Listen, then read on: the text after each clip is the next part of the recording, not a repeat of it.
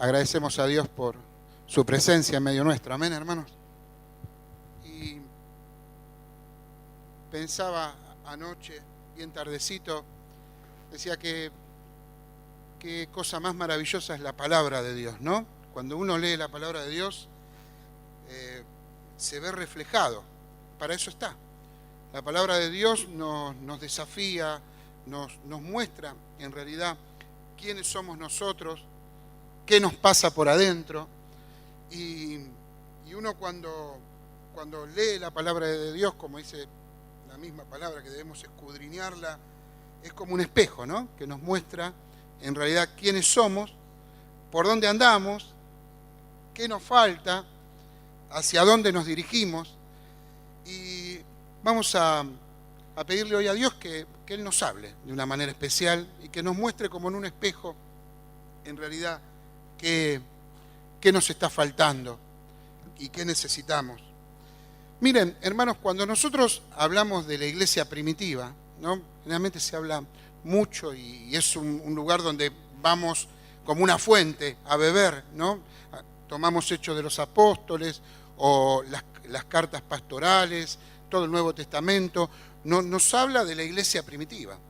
Las cartas se escribieron dentro de lo que fue la iglesia primitiva, los evangelios, el Apocalipsis, se escribieron dentro de la iglesia primitiva y los que lo escribieron, los apóstoles y los hermanos que lo escribieron, estaban imbuidos en ese momento, ¿no?, de la historia de la iglesia, muy cercano a la crucifixión y resurrección de nuestro Señor, muy cercano a Pentecostés, la venida del Espíritu Santo. Y cuando nosotros leemos ahí en Hechos de los Apóstoles esas tremendas historias, ¿no? Esteban predicando la palabra y siendo fiel aún hasta la muerte, cuando veíamos que aún la sombra de Pedro sanaba a los enfermos, o los discípulos yendo al templo, ¿no? Y mostraban que no tenían un poder económico muy grande, decían: no tenemos ni plata ni oro, pero lo que tengo te doy, y en el nombre de Jesús levántate y anda, y los enfermos se sanaban. Pero había otras características también importantes. Cuando los historiadores hablan de la iglesia primitiva, ¿no? Nosotros vamos, como les decía, a Hechos de los Apóstoles o al Nuevo Testamento, pero ellos hablan de la iglesia primitiva en un lapso de tiempo, que son aproximadamente 300 años, ¿no? O 200 y pico de años, que va desde Pentecostés hasta Constantino, hasta el 313 después de Cristo, cuando Constantino hizo un famoso edicto que se llamó el Edicto de Milán, donde la iglesia cristiana se convirtió en la iglesia oficial. Bueno, ese fue uno de los grandes males que ocurrieron en la historia de la iglesia. Hasta Lutero eso no se pudo arreglar, no se pudo mejorar. La iglesia se convirtió en parte del Estado, en un poder temporal, en un poder económico, y hasta que vino Lutero y abrió la palabra de Dios, clavó esas 95 tesis, ¿no?, en la abadía de Wittenberg, y dijo: no, la palabra de Dios es la que va a regir al pueblo de Cristo, y la iglesia no tiene que hacer alianza con los poderes temporales de esta tierra. Pero bueno, hay un tiempo donde nosotros no vamos mucho, aunque de acá se cita mucho, ¿no? Pero no vamos mucho a esos 100 y pico de años que ocurrieron aproximadamente entre el año 90 y el 313, cuando apareció este señor Constantino. Esa división de iglesia primitiva se divide en dos partes: la iglesia apostólica, que fueron hasta que Juan termina el Apocalipsis, donde vemos al apóstol Pablo, al apóstol Pedro, Santiago predicando la palabra de Dios, los hermanos que iban por el camino predicando la palabra, dando su vida por la causa de Cristo. Y esa segunda y tercera generación que vienen después, muchos fueron discípulos de los apóstoles. Por ejemplo, creo que fue, no sé si Clemente de Alejandría o Orígenes, que fueron discípulos de Juan, ¿no? Y aprendieron de ellos y siguieron con ese envión, ¿no? Llenos del poder del Espíritu Santo, predicando la palabra de Dios. esa iglesia, aunque algunos historiadores le dicen la iglesia de los padres de la iglesia, ya el contexto de decir padre de la iglesia no está bien. Yo prefiero adherir a lo que dicen otros historiadores. Por ejemplo, hay uno que dice la iglesia perseguida. Justo González, un historiador, dice la iglesia perseguida. Y en realidad fue así. Fue la iglesia que sufrió una gran persecución que comenzó ya en la época de los apóstoles y se potencializó tremendamente en esta época a lo que vamos a recurrir en esta mañana. Esos 100 y pico de años donde esa segunda generación, tercera generación de creyentes se reúnen a escondidas, pero predican la palabra a la luz del día, no tienen miedo a morir por la causa de Cristo. Grandes hombres de Dios que trabajaron en esa época. Miren, algunos lo deben conocer ustedes, de tanto que lo ha citado Ciro o algunos de nosotros acá de este púlpito. Les nombro algunos. Policarpo. Policarpo era el pastor de Esmirna. Si algunos adhieren a esa interpretación que dice que los 7 ángeles de las iglesias son los pastores, algunos piensan de una manera, otros de otro, se nombra que son los pastores de esos lugares, ¿no? Bueno, el ángel de la iglesia de Esmirna hubiera sido Policarpo. Policarpo, cuando se recibe el Apocalipsis, las cartas del Señor Jesús, era el pastor de la iglesia de Esmirna, un hombre que fue muerto, martirizado. Ciro nos ha contado la historia de Policarpo más de una vez, ese viejito que predicaba la palabra de Dios, que más de 80 años escapándose por las ventanas y subiéndose a algún carro escondido, era como un héroe, ¿no? Anciano, ¿no? Supergeronte era, ¿no? Un viejito predicando la palabra de Dios con unción, con poder. Y dicen que una vez cuando lo atrapan, lo llevan en un carro hasta Roma, ¿no? Y los mismos que lo llevaban, decía Policarpo, negá a Cristo y te salvás. Negá a Cristo y tu vida va a seguir adelante. Y ahí está la famosa frase, ¿no? 82 años, el Señor fue fiel conmigo, ¿cómo yo voy a ser infiel? Y Policarpo murió martirizado. Algunos otros de los que se ha hablado, Ireneo, Justino mártir, llamado Justino mártir porque experimentó el martirio, como muchos otros, ¿no? Clemente de Alejandría, que fue el que recopiló el primer credo, que fue el credo apostólico. El primer credo que se recopiló no es el que se recita ahora, que es un credo hecho en Nicea, ¿no? Con Constantino. El credo apostólico, yo lo tengo anotado acá, pero es muy fácil, era muy sencillo. Decía, creo en Dios Padre, creo en Dios Hijo, creo en Dios Espíritu Santo, creo en la Iglesia Santa, sin mancha, creo que resucitaré y viviré eternamente. ¿Y saben por qué era tan sencillo ese credo? Porque se los enseñaba para que lo puedan tener en su corazón en el momento de la prueba y en el momento del martirio. Ese era el llamado credo apostólico. Clemente de Alejandría, Tertuliano, hombres de Dios de aquella época, ¿no? De una época que no conocemos mucho, pero que fue la segunda, tercera generación de la iglesia. Y el otro lugar donde vamos a ir, como viajando en el tiempo, es a la última noche de nuestro Señor Jesús. La última noche.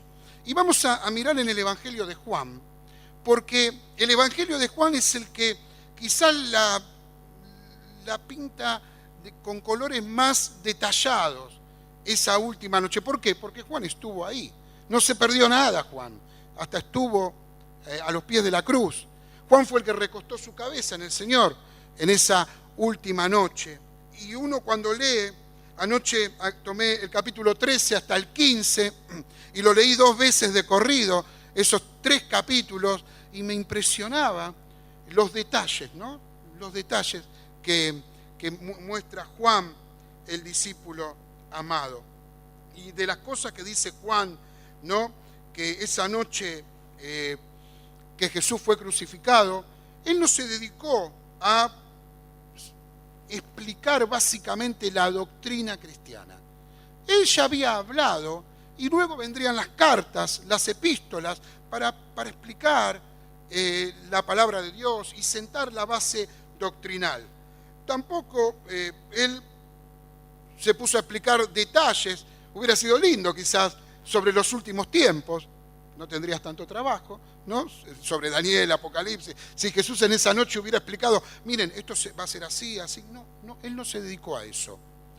El Señor Jesús en esa noche, esos 3 capítulos, si usted los lee en su casa hoy domingo como devocional, se dedicó a repasar con sus discípulos el plano de la obra más maravillosa, del edificio más hermoso que pudo alguna vez haber sido construido, la iglesia. El Señor Jesús se dedicó a hablar de la iglesia y habló y mostró cómo debían ser, por ejemplo, las características de aquellos que tienen que dirigir la iglesia, que tienen que servir dentro de la iglesia. Ahí en el capítulo 13 vemos el lavamiento de pies. Y dice, ustedes tienen que ser así.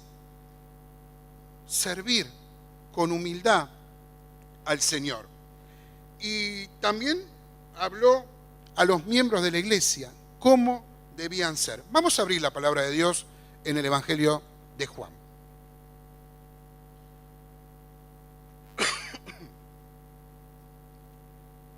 Bueno, vamos a mirar en esta mañana algunas características que tiene la iglesia primitiva y que tenía esa iglesia de la que yo les hablé, esa segunda y tercera generación, y vamos a ver si ellos lo tenían y si nosotros en este tiempo también lo tenemos.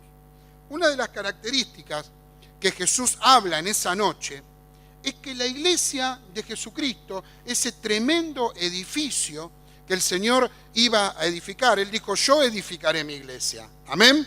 ¿Cuántos creen esa verdad? Yo edificaré mi iglesia. Tenía que tener características que no debían faltar y que no deben faltar en la iglesia de Jesucristo. La primera característica, no va en orden, pero de la que Jesús habló en esa noche, fue que la iglesia debía estar separada del mundo. ¿Amén? La iglesia debía estar separada del mundo. Fíjense en el capítulo 15, versículo 18, 15, 18, dice, si el mundo os aborrece, sabed que a mí me ha aborrecido antes que a vosotros. Si fuerais del mundo, el mundo amaría lo suyo. Pero porque no sois del mundo, antes yo os elegí del mundo, por eso el mundo os aborrece. A ver, a veces nosotros entendemos las cosas de diferente manera, ¿no? Cuando uno lee esto, no está diciendo que el Señor Jesús dijo, ustedes no deben ser del mundo. Él dice, ustedes no son del mundo. No son del mundo. Ya no son del mundo por el mismo hecho de ser hijos de Dios. No pertenecen al mundo. El segundo punto lo tenemos en el capítulo 13 de Juan, versículo 34 al 35. Agradezco al Señor que puedo estar de pie porque estoy con una gripe. 13, 34 al 35. Y el segundo punto es el amor. Hermanos, la iglesia de Jesucristo debe tener amor. ¿Cuántos dicen amén? Fíjense, versículo 34. Un mandamiento nuevo os doy, que os améis unos a otros, como yo os he amado, que también os améis unos a otros. En todo conocerán todos que sois mis discípulos, si tuviereis amor los unos con los otros. Cuando el Señor quería hablar y encerrar toda la ley, los profetas, los mandamientos, lo encerraba en un mandamiento doble. Amen a Dios y amen a los demás. Amen al Señor y amen a los demás. Y el tercer la tercera característica que podemos ver de una iglesia que el Señor en esa noche quería y que anhelaba y por la que pidió, era que esa iglesia debía tener fe y obediencia. La famosa discusión y charla, yo recordaba cuando recién nos habíamos convertido una noche, no sé si estaba Daniel aquella noche, ahí en Tinogasta y Cervantes, serían las 12, 1 de la mañana, ¿no? Capaz que había salido Chela a decir, ¿cuándo se van a dormir? Estábamos ahí discutiendo la fe y las obras, ¿qué viene primero? La fe y las obras, ¿no? Pero esa característica que debe tener la iglesia es que nuestra fe se debe mostrar con actos, con obediencia al Señor. Y vamos a leer ahí en el capítulo 14, 2 versículos. El primero está en el versículo 1, que dice, no se turbe vuestro corazón, creéis en Dios, creed también en mí.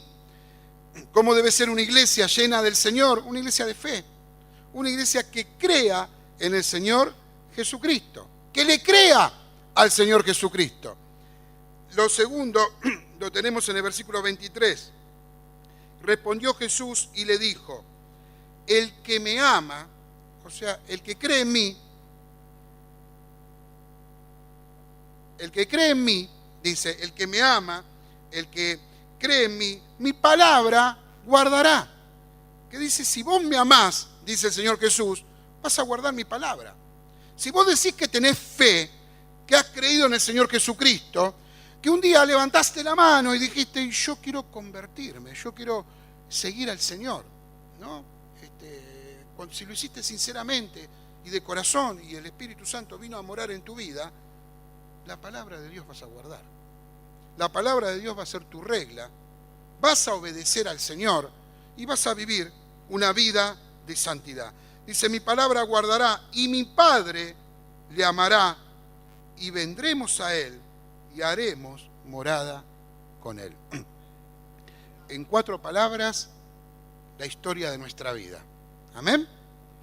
Si amamos al Señor durante nuestra vida, guardaremos su palabra y nos iremos con Él. Amén. Fíjense en 4 palabritas, qué sencillo la vida de un cristiano. Y a veces la complicamos, ¿no? Es sencillo, hermanos. Creemos, vivimos lo que creemos y nos vamos con Él. Amén. ¿Cuántos dicen amén? Gloria al Señor, hermanos. Gloria al Señor. Hermanos, Juan escribió estas 3 señales, estas 3 características inspiradas por el Espíritu Santo, recordando lo que el Señor Jesús había dicho al final del primer siglo, entre los 80, 90, ¿no? del primer siglo. Él escribe el Evangelio de Juan y escribe estas 3 señales. ¿Qué sucedió los 200 años que siguieron? ¿Y qué nos sucede hoy a nosotros con estas 3 características que el Señor Jesús en la última noche nos dejó? Vamos a mirar un poquito. Volvemos al primer punto. El primer punto hablaba de una iglesia separada del mundo. Dejo al mundo como es y sigo a Cristo porque el mundo pasará. Dejo al mundo y sigo a Cristo, decía el himno, porque el mundo pasará. Y ahí en Mateo capítulo 6, el Señor Jesús dijo, miren, no se puede servir a 2 señores. No se puede servir a un señor o a otro, porque vas a dividir tu corazón. No puedes servir, tenés que servir a un solo Señor.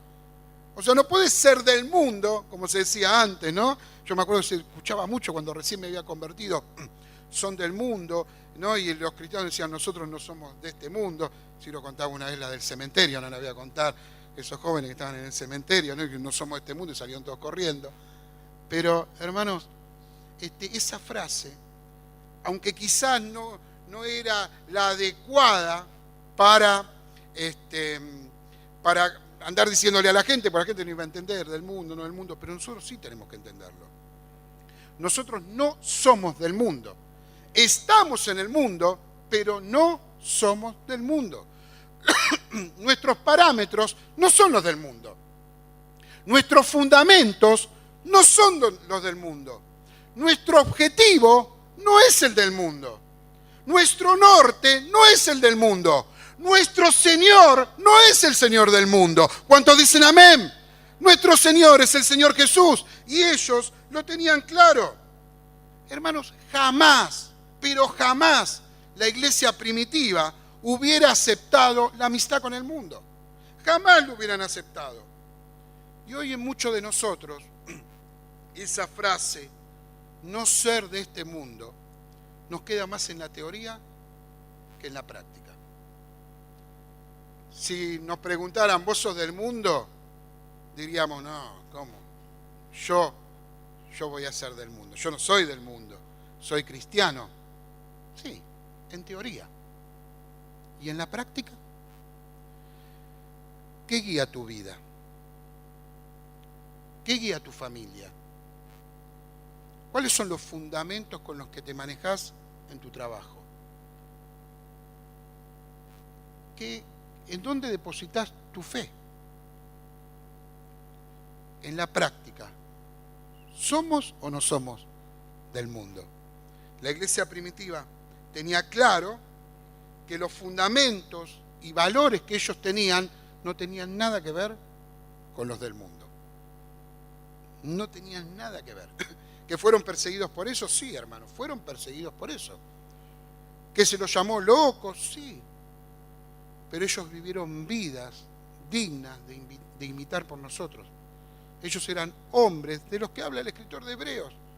El escritor de Hebreos no solo está hablando de los patriarcas, está hablando también de aquellos primeros cristianos que estaban entregando su vida en ese mismo momento. En ese mismo momento, muchos cristianos eran martirizados. Y qué interesante que la palabra mártir quiere decir testigo. Aquellos que deciden no ser del mundo brillan de tal manera que el mundo los ve. ¿Me comprenden? El mundo los ve porque se nota la diferencia entre el mundo y la iglesia. Hermanos, yo sé que usted la sabe la teoría, yo la sé la teoría. ¿Cómo anda nuestra práctica? ¿Decimos que somos del mundo y vivimos fuera del mundo? No digo físicamente, el Señor Jesús lo aclaró, están en el mundo, pero no son del mundo. Miren, hay un documento que es, les voy a mostrar un poquitito aquella época, ¿no? Sin tratar de no cansarlo. Hay un documento que es anónimo, que no se sabe quién lo escribió, pero que es muy conocido cuando uno estudia historia de la iglesia, esas cosas aparecen como fuentes, que se llama la Carta a Diogneto. Esta carta a Diogneto fue escrita en el 130 después de Cristo. Y fíjense lo que dice de los cristianos. No se sabe si el que lo escribió era cristiano o no lo era. El que lo recibió, Diogneto, no era cristiano, era un político, pero el que lo escribió no se sabe. Yo cuando leía la carta digo, si no era, se convirtió escribiéndola, ¿no? Pero miren lo que dice. Viven en distintos países, pero siempre como peregrinos, como de paso, como diciendo, no me ato a nada de este mundo. Están en el mundo, pero no se atan a él. Obedecen las leyes, pero a su vez sus vidas, que dicen, superan las leyes. Ellos aman a todos los hombres, pero a su vez son perseguidos por ellos. Son llevados a la muerte, pero tienen vida eterna. Son deshonrados, pero en deshonra son glorificados. Y aquellos que los aborrecen no pueden dar razón de su odio. ¿Puede decir amén? Eso es un cristiano, un hombre de Dios. Se los persigue, viven en este mundo, pero no son de este mundo. Esa iglesia, la que estamos mirando hoy, podía decir tranquilamente, para mí el vivir es Cristo y el morir es ganancia. Su vida no estaba atado al mundo. Hermanos, cada decisión que tenemos que tomar como cristianos, cada cosa que debemos hacer, tanto en nuestra familia, en la iglesia, en el trabajo, oímos la voz de Dios que nos están diciendo: ustedes no son del mundo, ustedes son diferentes, son distintos, son mi iglesia. Deben vivir de manera diferente. Hermanos, la iglesia no va a ganar el mundo porque haya más cristianos en el Congreso de la Nación, ni porque tengamos un cristiano de presidente. No va a ganar el mundo por eso. La iglesia está puesta en este lugar con un objetivo y con un propósito, que es brillar, que es ser luz, que es ser sal de la tierra. Hermanos, no apuntamos nosotros a corporaciones, a gobiernos, apuntamos a personas. Dios nos llamó a predicar el Evangelio a cada criatura. No nos atamos a este mundo. Somos peregrinos, tenemos un objetivo. El Señor Jesús dijo: vine a hacer la obra que me diste que hiciera. Esa es la pregunta que nos tenemos que hacer nosotros cada día de nuestra vida. Señor, estoy acá con un propósito y vine a hacer la obra que me diste que hiciera. No vine a ganar más plata, vine a amarrocar, vine a darme la gran vida. Gloria a Dios, los momentos de alegría que podamos llegar a tener. Pero ese no es el objetivo. El objetivo es brillar. ¿Cuántos le dan la gloria al Señor? Hermanos, tenemos que brillar para el Señor Jesucristo. Amén. El segundo punto de lo que hablaba el Señor Jesús es el amor. El segundo punto es el amor. La iglesia cristiana tiene que tener amor. Y en esta semana me he enterado de situaciones donde he visto a los hermanos actuar en amor, ¿no? Y a veces me alegra ver a veces situaciones donde la iglesia responde con amor. Pero el Señor Jesús estaba diciendo que la iglesia debía ser una fuente de amor, que el amor se debía transmitir en cada momento dentro de la iglesia. No algunos, todos debían amarse unos a los otros. Y amar aún, dice la palabra, a nuestros enemigos. Tertuliano, uno de estos hombres de aquella época, escribiendo en una carta a los romanos, decía que los romanos mismos, los paganos, decía él, decían: miren cómo se aman unos a otros. Esa es la frase que decían los romanos. Miren cómo estos cristianos se aman unos a otros.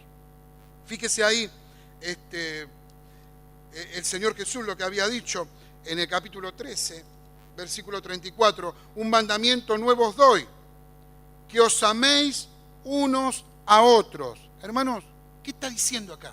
¿Que tenemos que elegir a quién amar o nos debemos amar unos a otros? Miren, yo necesito que mi hermano me ame. ¿Amén? Lo necesito. Mi hermano me tiene que amar, porque soy parte de la iglesia y mi hermano me tiene que amar. Pero yo también debo estar preparado para recibir el amor. Debo entender que el hermano que se está acercando a mí me ama y me quiere ayudar y me quiere levantar y quiere orar por mí. Eso es el verdadero amor. Miren, si no nos amamos como el Señor Jesús dijo que debíamos amarnos, y Él está hablando: ámense como Dios los ama. Si no tenemos ese paradigma, ese molde, ese fundamento del amor, la iglesia está como sin una pata. Porque la Biblia dice que nosotros debemos amar. Y hermanos, yo entiendo que uno puede decir: bueno, la vida nos lleva por un montón de caminos y la vida está muy dura. Hermanos, empecemos a amar. Pidámosle a Dios que nos ayude a amar. a mirar a nuestro hermano como alguien por quien murió Jesús también, y a quien Jesús ama, a poder ver dónde podemos poner la semillita de amor dentro de nuestra iglesia y en el mundo también.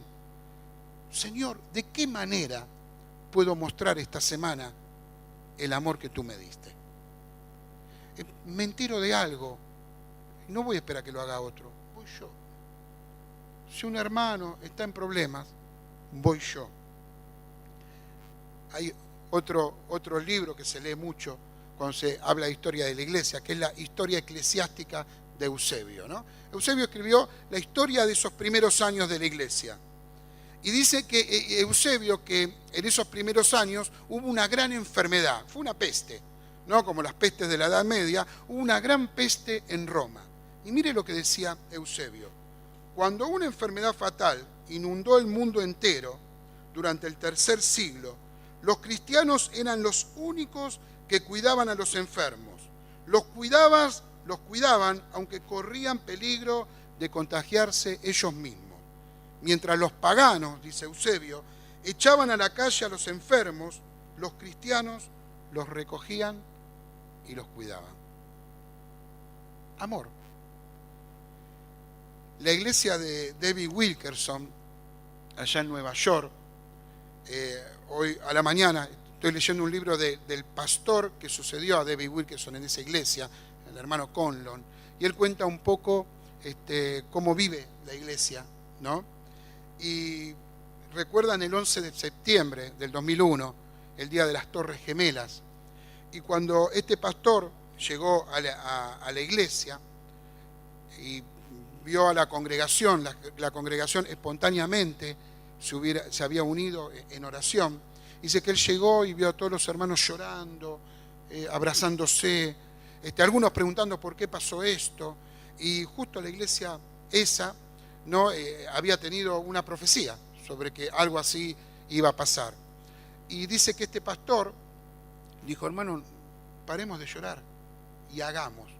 Dice que sacaron los fondos de la iglesia, compraron mercadería, cargaron camiones y fueron hasta el que le llaman el ground zero, la zona cero, no, muy cerquita de la zona cero, y empezaron un trabajo que duró un mes, ahí con los camiones, llevando mercadería todo el tiempo para los socorristas, para las personas que necesitaban, grupos de médicos. Dicen que era tremendo, que en cada noticiero salía, hoy con Lucila y con Silvia, estuve preguntando todo el tiempo cómo se pronunciaba, ¿no? Pero creo que era Times Square, ¿no? La iglesia es así. Bien, gracias. Bueno, Times Square, ¿no?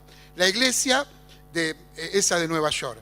Dice que en todos los canales salían los socorristas y ahí aparecía el cartel de la iglesia y todos se preguntaban: ¿quiénes son? ¿Quiénes son estos hermanos? Algunos sucios por el polvo, trabajando. Dice que la congregación se cuadriplicó, porque decidieron amar, hermanos, porque decidieron amar. Y hermanos, cuando vos das tu corazón hacia otra persona, estás mostrando el amor de Dios. Alguien dijo una vez: mira, predicá siempre y de vez en cuando usa palabras. Predica siempre, predica con el amor. No esperes que lo haga otro, anda vos. ¿Estás sufriendo, mi hermano? Llamo a Ciro. Está bien, Ciro también va a ir, pero anda vos. Busca vos la forma de dar todo lo que Dios te ha dado. Miren, quizás hoy en esta congregación hay hermanos que están sufriendo, o hermanos que tienen necesidad, o que necesitan un abrazo. Quizá alguno está sentado al lado tuyo. Quizá nosotros no nos demos cuenta. Pero vos estás ahí. Dios te llamó a vos a dar amor. El Señor Jesús dijo: ámense unos a otros en la última noche. Qué importante debe haber sido, ¿no? Que en la última noche Él dijo: yo me voy. Estaré unos días más con ustedes, pero quedan ustedes. Ámense unos a otros. Hermanos, es llamativo que la primera decisión grande que toma la iglesia como comunidad es ungir 7 diáconos para cuidar a las viudas. ¿Se dio cuenta? No buscó, a ver, ¿qué hacemos? ¿Qué esto, qué lo otro? No. Pará, vamos a ver el tema de las viudas que están siendo descuidadas. Y ungieron 7 diáconos para cuidar a las viudas. ¿Cuántos dicen amén? Amén, hermanos. Y lo último, ¿cuál era el tercer punto que el Señor Jesús nos había hablado? Fe y obediencia. No se turbe vuestro corazón. Crean en mí. Amén. Señor, creo en ti.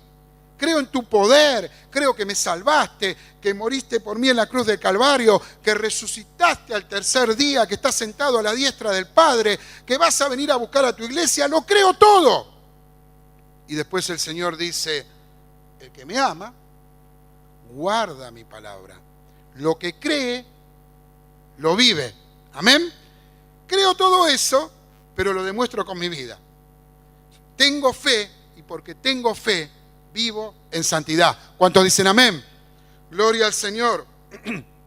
Y Clemente de Alejandría, le prometo que es el último que les digo hoy. Ninguno tiene un nombre como para ponerle un hijo, pero bueno, no, Clemente es lindo. Clemente de Alejandría escribió esto. Dijo, no decimos grandes cosas. Ellos lo sabían. Ante los grandes filósofos, sofistas, Platón, Aristóteles, todo, ellos no eran hombres de grandes palabras. No lo eran. Aunque algunos tenían bochos muy, muy importantes. Eran grandes teólogos, algunos de ellos. Pero Clemente dijo, no decimos grandes cosas, las vivimos. Las vivimos. No andamos diciendo todo el tiempo el evangelio glorioso, fantasioso, el evangelio glorioso, hermoso. No anda diciendo eso. Dicen, vivimos el evangelio. Vivimos el evangelio. ¿Saben por qué lo vivimos? Porque el evangelio es real en nuestra vida. Entonces lo vivimos. No hablamos mucho, vivimos el evangelio. Hermano, para la iglesia primitiva, tener fe era una invitación a una vida radical, a una vida diferente, a una vida distinta, a ser diferentes, a ser santos. Si yo tenía fe, tenía que vivir mi fe. Juan, cuando escribe su primera carta, ahí en el capítulo 2, versículo 4, dice, el que dice, yo lo conozco al Señor y no guarda sus mandamientos, dice, es un mentiroso y la verdad no está en él. Fíjese qué clarito lo dijo Juan. Si vos decís que tenés fe, que crees en el Señor y no guardás los mandamientos del Señor y no vivís una vida santa, sos un mentiroso. Pero sos un mentiroso porque estás diciendo algo que no es verdad. No, sos un mentiroso porque no estás viviendo la verdad. Sos un mentiroso con tus actos. Eso es lo que está diciendo el apóstol Juan. Sos un mentiroso con tu estilo de vida, con tu manera de vivir. Sos una contradicción caminando, está diciendo el Señor. Porque decís que crees, pero no vivís de acuerdo a lo que crees. Hermanos, el Señor nos dijo en aquella noche, ámense, tengan fe, vivan en santidad. No sean de este mundo, sean diferentes. Miramos un poquito esos 200 años que pasaron hasta Constantino. Algo pasó en aquel momento, en el 313. Alguien vino y dijo, no es necesario todo esto. Bautícense. Pasen, dice que pasó todo un ejército por un río para bautizarlo. No es tan necesario. Y ahí comenzaron. El pastor Ciro lo citó, el otro día dio un estudio y dijo, en un momento la iglesia comenzó a hablar de cuántos ángeles entran en la cabeza de una aguja, o si cuando una mosca cae en agua bendita, la mosca es santificada o el agua es sucia. pavadas. Bueno, la pavada empezó en aquel momento. Vino después un hombre, muchos hombres. Primero Lutero, antes habían estado otros también peleando, porque la iglesia siempre estuvo la iglesia verdadera, siempre estuvo. Pero en este último tiempo, nadie va a negar estas verdades de boca para afuera. El tema es cómo estamos viviendo. Hoy nuestra vida, de alguna manera, niega estas verdades. Nos ponemos de pie, hermanos, y oramos en esta mañana. Miren, yo veo en la vida de mi iglesia muchas actitudes que hoy miramos de la iglesia primitiva. Muchas veces veo el darse por el Señor, veo testimonios del amor del Señor, de fe, de obediencia. Pero quiero serle sincero. Nos falta mucho. Nos falta, hermano. Nos falta más amor. Nos falta más separarnos del mundo. Nos falta más fe. Nos falta más obediencia. Hay muchas cosas que están quedando en el tintero en nuestra vida. Nos falta ser mejores padres, mejores esposos, esposas. Nos falta. Y la Biblia dice que el Señor suple esas cosas. Hasta el amor lo da Él, la fe la da Él. Y tenemos que pedírselo al Señor. Señor, lo que fue cantado, Él se marchitó en una cruz por nosotros. Él es el ejemplo a seguir. Él dijo, he venido al mundo para cumplir un propósito. Esa frase tiene que ser nuestra. Estamos en este mundo para cumplir un propósito. Dios nos puso acá para cumplir un propósito. ¿Está cumpliendo nuestra vida ese propósito? Hermano, nos falta mucho. Nos falta mucho como iglesia. Nos falta mucho como siervos. Y por favor, no cometa esta mañana el trágico error de mirar a los costados o mirar hacia acá. Mírese usted mismo en esta mañana. No cometa ese error. No diga, sí, le falta. Este anda más o menos. No. Es para mí hoy. Es para mí. Porque, hermanos, somos la iglesia de Jesucristo y Dios tiene un plan, un propósito para nosotros. Y vos podés decir en esta mañana, pero mi vida hasta aquí fue un desastre. Hoy podés cambiar. Hoy podés cambiar. Y tengo la garantía de que podés cambiar. El Espíritu Santo está en tu vida. Esa es la gran garantía de que podés cambiar. Porque el Espíritu Santo nos ayuda en todas nuestras debilidades, en todas nuestras falencias. Pero Señor, ni siquiera sé cómo pedirte para cambiar. Tengo otra noticia. Si buscas al Señor en esta mañana, dice que aún el Espíritu Santo va a interceder por vos. Y va a decir, ni siquiera sabe cómo decirlo, pero su corazón está diciendo, Señor, no estoy bien como estoy.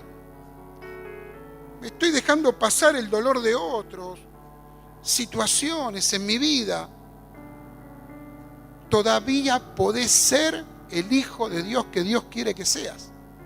Todavía podés ser el padre que Dios quiere que seas, el hijo que Dios quiere que seas, el siervo que Dios quiere que seas.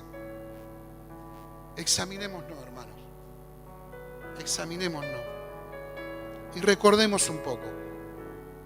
¿Cuántos hermanos en aquella época, ahí en el Nuevo Testamento, vivieron vidas que transformaron el mundo?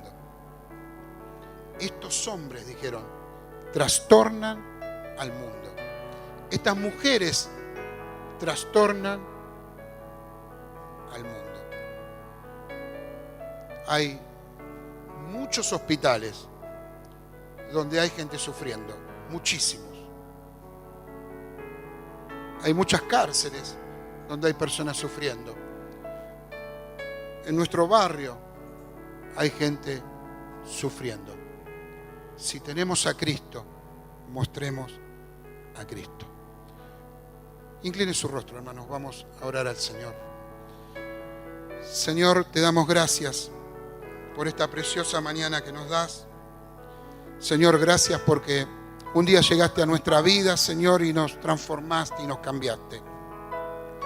Señor, ayúdanos a vivir vidas diferentes, distintas, que marquen diferencia.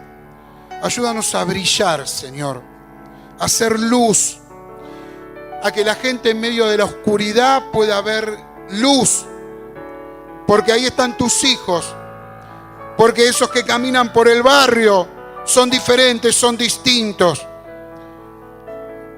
Que en el chino haya luz, que en el colegio haya luz, que en las cuadras, en las esquinas haya luz,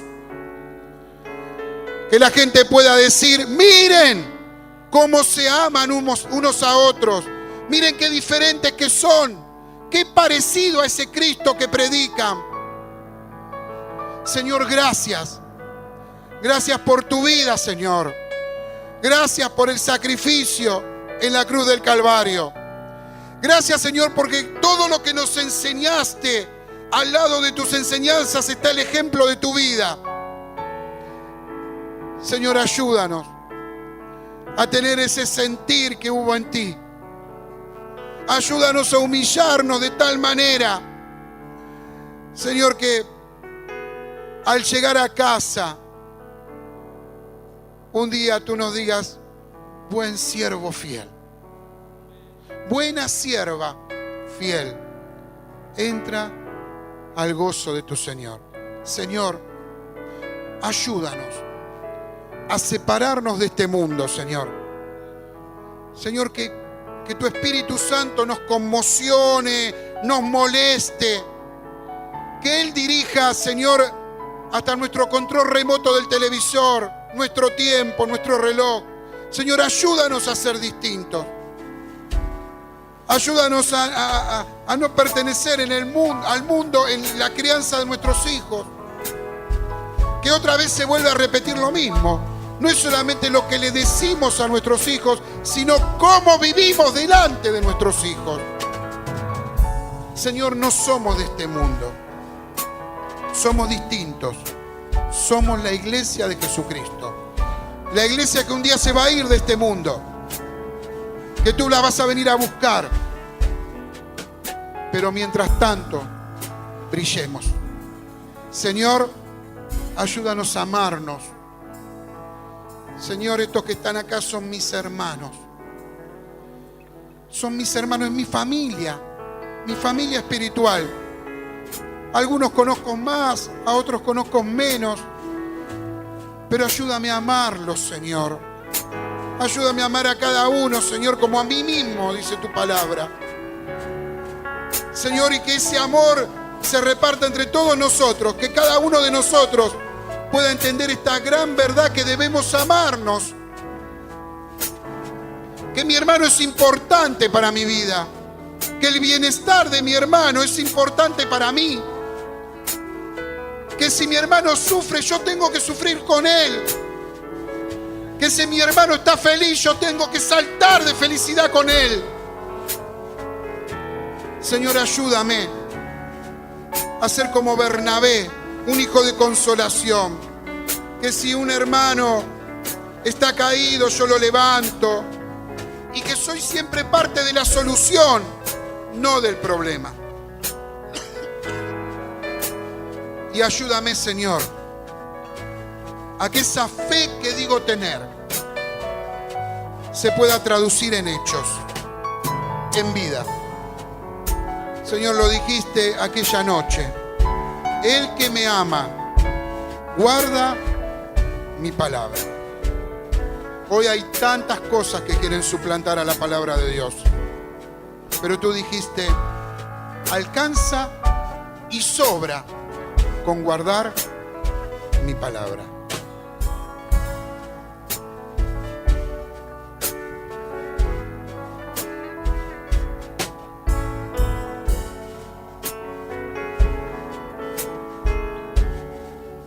Gloria a Dios. Estamos muy contentos porque hemos escuchado palabra de Dios. Amén.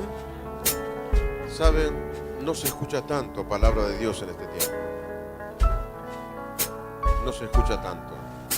Hay otros mensajes que se están dando y nosotros queremos seguir. No somos mejores, como dijo Ricky. Nos falta muchísimo, pero queremos basar nuestra vida en pilares y queremos que nuestra iglesia sea edificada en estos pilares, separados del mundo. Aunque estamos en el mundo, tenemos que vivir de una forma diferente. En nuestro trabajo, en nuestro hogar, somos diferentes. Debemos amar. Vivimos en un mundo de odio. Lo hemos visto por la televisión, el rencor, uno contra otros. Algunos que para imponer su idea le cortan la cabeza al enemigo. Vivimos en este mundo y es un mundo donde el odio, el rencor, la lucha es permanente. Y el cristianismo tiene que levantar una bandera que es la bandera del amor. Nos hace diferente eso. Y amar la palabra, demostrarme con la palabra y vivir la palabra, no solamente predicarla, vivirla, que a veces es más difícil. Gracias a Dios porque podemos escuchar sus palabras. ¿Puedo decir amén? ¿O no? ¿Puedo decir amén? Amén. Queremos orar por los enfermos, queremos orar por los necesitados. Siempre cuando llegamos a la iglesia hay problemas, ¿no es cierto? Y es una oportunidad que tenemos de acercarnos al altar y orar, porque también sabemos que Dios nos escucha. ¿Cuántos creen que Dios nos escucha? Y ese es un momento donde la iglesia tiene que orar, no esperar cuánto dura la oración para ir y correr a casa. Oremos todos. Así que yo invito a aquellos que necesitan que oremos, porque están enfermos, porque tienen problemas, porque están luchando con dificultades y quieren decirle, Señor, ayúdame. Pase aquí y vamos a estar orando a su favor. Vamos a pedirle a Dios que extienda su mano. La Biblia dice orar los unos por los otros y es una oportunidad para orar. Y la iglesia no mire tanto aquí. Si quiere, cierre sus ojos y ayúdenos a orar, porque su oración vale mucho. Su oración vale mucho. Dice, si 2 o 3 se convinieren en su nombre y pidieren alguna cosa al Padre, Él lo da. Es la oración unida. Este es el momento de la oración unida. Amén. Todos nosotros oramos por las necesidades que hay expresadas aquí. Enfermos, hermanos con problemas en los hogares. Vamos a estar orando para que Dios le bendiga. Que Dios le bendiga. Que Dios le bendiga.